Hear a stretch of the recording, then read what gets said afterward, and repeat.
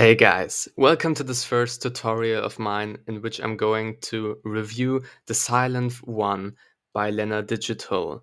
This is a free virtual analog synthesizer which is used by many professional music producers and DJs worldwide, such as, for example, Tim Berkling alias AVICII. This was one of his favorite synthesizers before he sadly passed away 7 years ago. So in this video, I'm going to cover the functionality and the user interface of this virtual synthesizer. And I want to dedicate this video to Avicii, one of the greatest artists in the world. I grew up with his music, and he was true inspiration for me.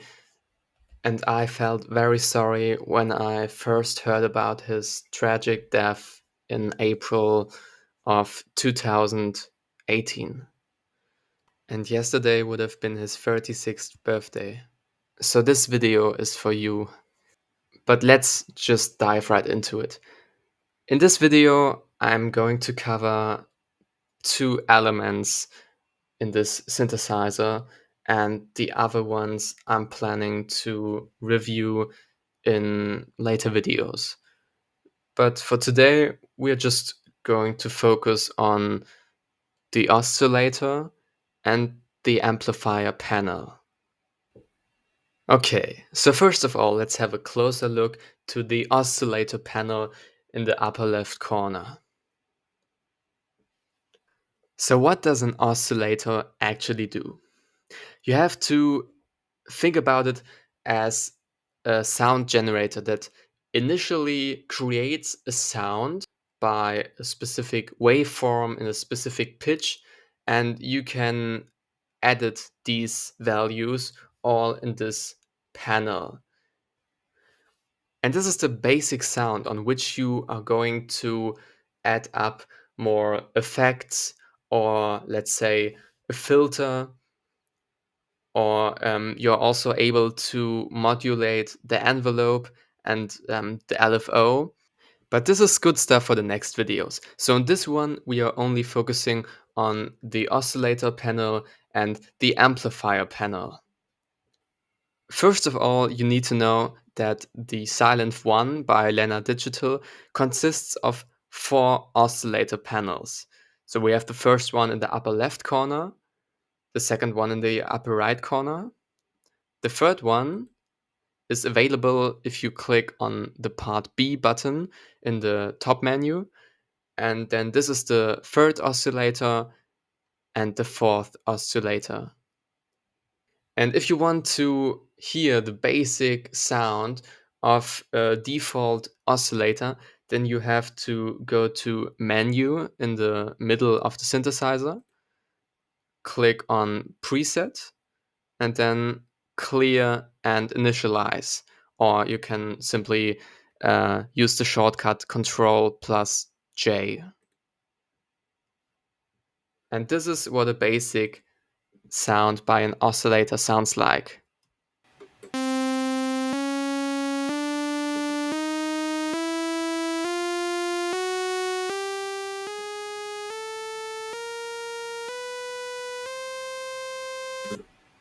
Okay, for educational and explanatory purposes, I just created a simple melody which consists of 4 notes, and these are going to loop. And in order to affect the pitch of oscillator A1, we have to go to this section and turn these knobs. But first, let's hear the melody I just created for the first time.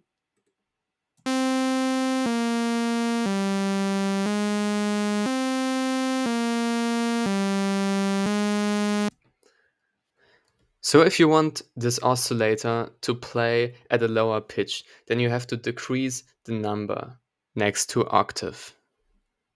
So let's hear what this would sound like.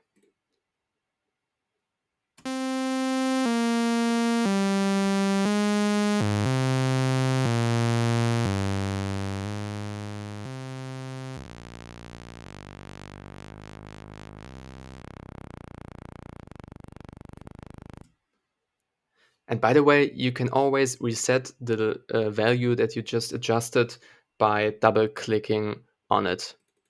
And this will initialize it. So if you want to raise the pitch, on the other hand, then you have to turn up this knob, which will sound like this.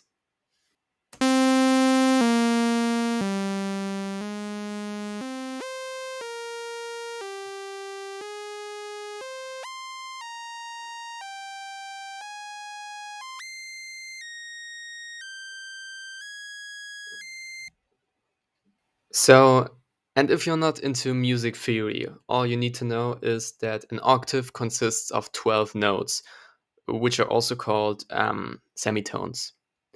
And if we now take a closer look to the keyboard at the bottom of the synthesizer, you will notice that um, there are twins and triplets of black notes. And these are good for memorizing where which note is. So the first note is an A, which is always between the second and the third note of this triplet. So this is an A, but this is also an A, as well as this. And then we count up. So if we first only count the white notes or the white keys, then this is A, this is B, C, D, E, F, G, and this is A again. But we also have the black notes. And don't get confused by this, but they can be called in two different ways. And I'm not going to focus on this in this video, but they are always named after the notes in between. So this is an A, and this is an A sharp, but it can also be a B flat, because this is a B. So to memorize this, it's always called sharp when it's on the right of the corresponding note. So this is A, and therefore it's called A sharp. And on the other side, it's always called flat when it's on the left of the corresponding note. So this is a B, and therefore it's called a B flat. So now let's take a closer look to a whole octave. We start at A, then this is A sharp or B flat, B, C, C sharp or D flat, D, D sharp or E flat, E, F, F sharp or G flat, G, G sharp or A flat, and A again. So every octave consists of 12 notes or semitones. And if you want to lower or raise the semitones of the oscillator, then you would have to edit the values in this panel. So for example, my melody, which I created, starts at a C. But when we now take the note value down by 1, it will now start at a B, because C is here and B is one semitone below. So this is what it originally sounded like.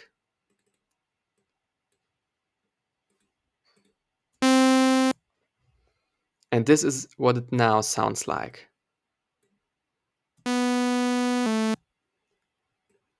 I hope you could spot the difference. And in this synthesizer, we are able to lower or raise the semitones by a value of exactly 7. So we can decrease it by 7 or increase it by 7. But we can also go further with this. So let me demonstrate this with a new plugin I just opened called Span by Voxengo. And this is a frequency spectrum analyzer. Let me show you how it works. So every sound you hear is normally located in a frequency spectrum from about 20 hertz on the left side to about 20,000 hertz, also called 20 kilohertz, on the right hand side. And the note A4 is usually at around 440 hertz. So you can see the hertz value in the left upper corner and the corresponding note next to it. So this is the sweet spot of the note A4. But this note is actually from about 430 hertz to around 450 hertz. And this spectrum of about 20 hertz we can adjust with the fine knob here in oscillator panel number 1. So let me show you how it sounds like. For better presentation purposes, let's just stick with one simple note, repeating and looping all the time. This is what the note originally sounds like.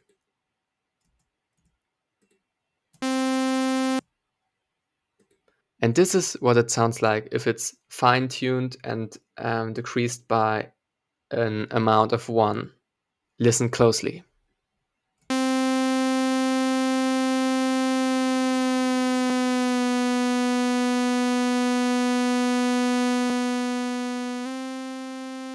And now increased by +1.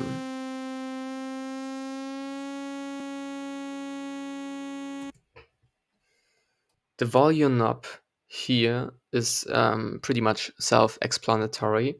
So it sets the volume of this oscillator. You can make it more quieter if you turn it to the left.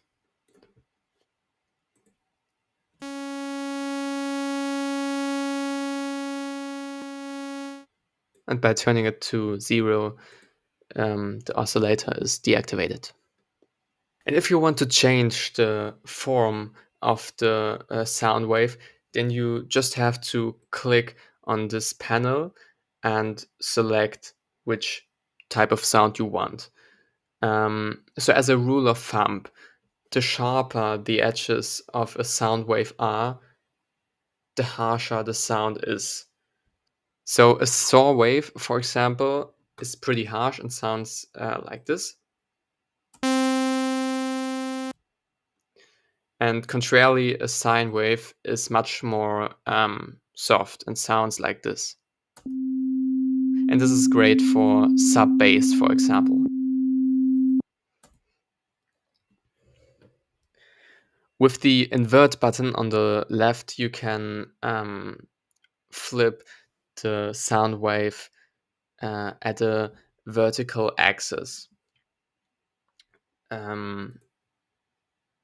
So it's just mirrored.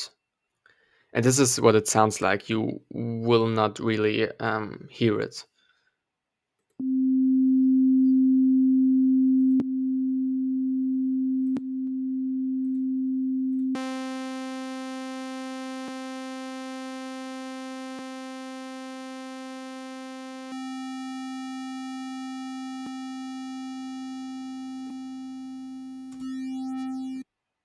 With the phase knob, you can adjust the phase of the sound wave. So this just means that you can determine where the sound wave you can see here in the preview should start. So, for example, the sine wave, should it start at the top, or in the middle, or at its lowest part? But the phase knob only works if the retrigger mode in the bottom right corner is enabled. If not, you cannot determine the phase of the sound wave. So next up is the voices panel, and here you can decide how many voices of this oscillator shall play at the exact same time. So now 0 voices are activated. That means you won't hear anything if I now play this oscillator.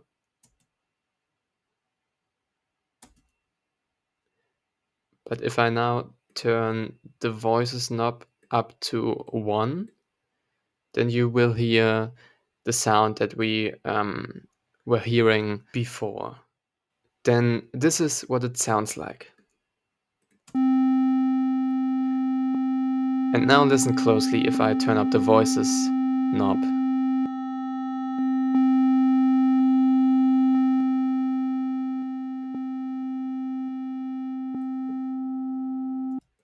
You can select up to 8 voices per oscillator, which means you can select a total of 32 voices with all 4 oscillators activated.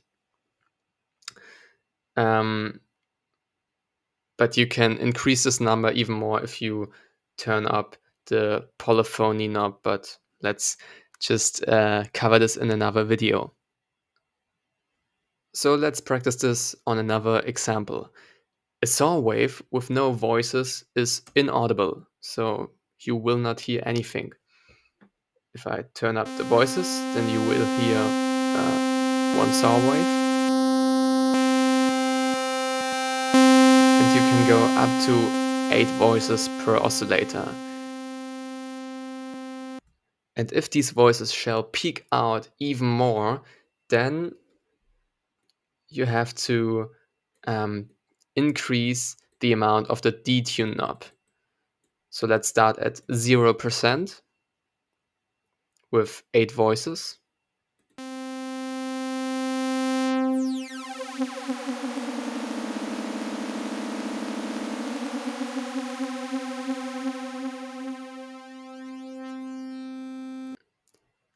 And now the 8 voices are drifting apart from each other. This is what the detune knob actually does. With the stereo knob, you can determine how wide the sound should be. So if it's turned all the way to the right, then it's completely stereo. And if you turn it all the way down to 0, then it's completely mono.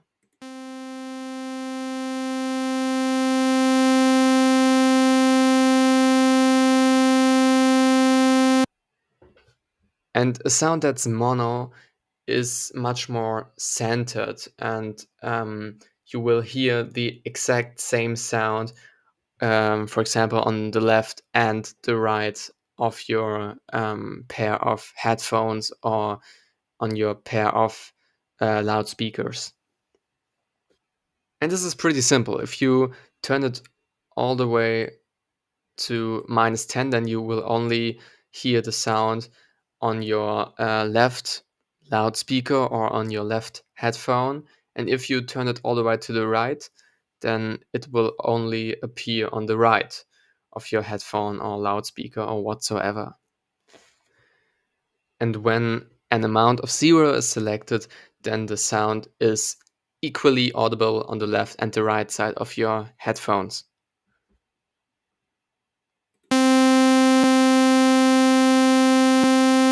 Now it's all the way to the left.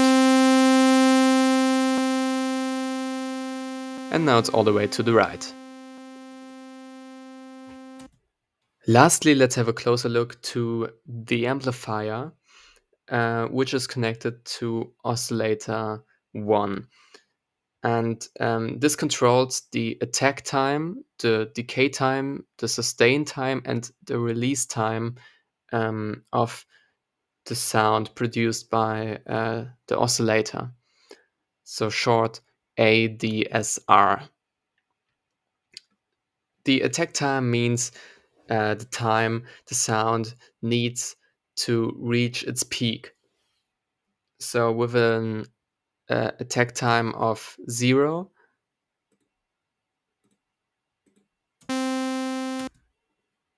you hear the peak immediately. But if I turn this up, then it will sound much more like a pad, and it will need its time to reach its highest point.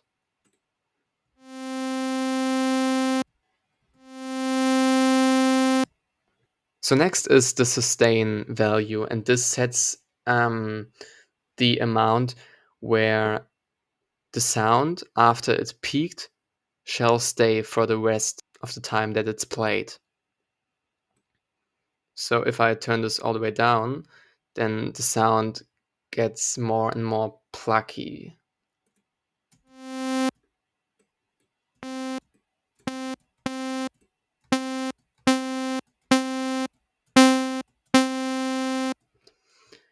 And the decay time determines how long the sound will take from its highest point to the sustain value.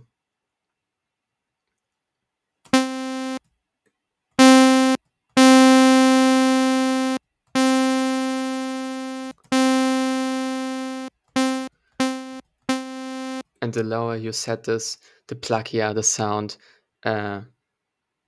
will be. And lastly, the release knob will determine how long the sound needs to fade out after the note stops. So with no release, it will stop immediately. But if I turn this up,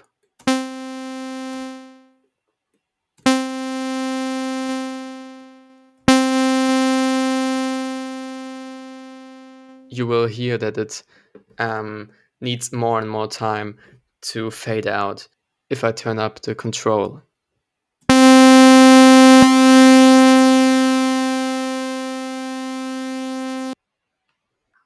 And this is pretty much all you need to know about the oscillator and the amplifier. There are a few extra settings when you press this little arrow button. Then you can, for example, copy this oscillator settings to another oscillator, paste it, or initialize the oscillator, as well as to lock it. This means that if you were about to change the preset, then this will stay exactly the same for every preset and will not change with another preset. And all these settings can also be found here at this amp. So thank you for watching this tutorial video. I hope you could learn something about the Sylenth1 and its oscillator and amplifier panels. And we'll see you in the next video. Goodbye.